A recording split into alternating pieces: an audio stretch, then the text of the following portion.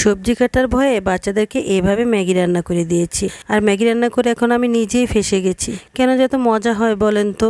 যাই রান্না করি শুধু মজাই লাগে। তো যাই হোক, এখন লুডুসটাকে ভালো করে একটু সিদ্ধ করে নিয়েছি। আর সিদ্ধ করে এখন একটা প্লেটে ঢেলে নিয়েছি ঠান্ডা হওয়ার জন্য।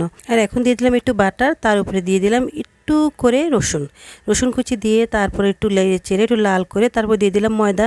3 চামচ মতো ময়দা দিয়েছি। ময়দা দিয়ে ভালো করে ঝাঁকানাকা করে লেড়ে নিয়েছি। তারপর দিয়ে দিলাম একটু বেশি করে দুধ দিয়ে অনেকক্ষণ নাড়াচাড়া করতেছি। আর এদিকে আমি লুডুসের মশলাটাও একটু খুলে নিয়েছি আর কিছু চিলি ফ্লেক্স নিয়ে নিয়েছি।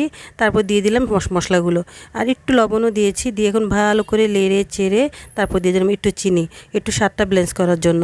তারপর দিয়ে দিলাম সিদ্ধ লুডুসগুলো দিয়ে কিছুক্ষণ নাড়াচাড়া করে নিলাম। ব্যাস হয়ে গেল হোয়াইট সস ম্যাগি। বাচ্চারা তো খেয়ে অনেক প্রশংসা করেছে আর সাথে বলে দিল এভাবে যেন সবসময় ম্যাগি রান্না করে দিই। সময় বাঁচাতে গিয়ে নিজেই ফেঁসে গেছি।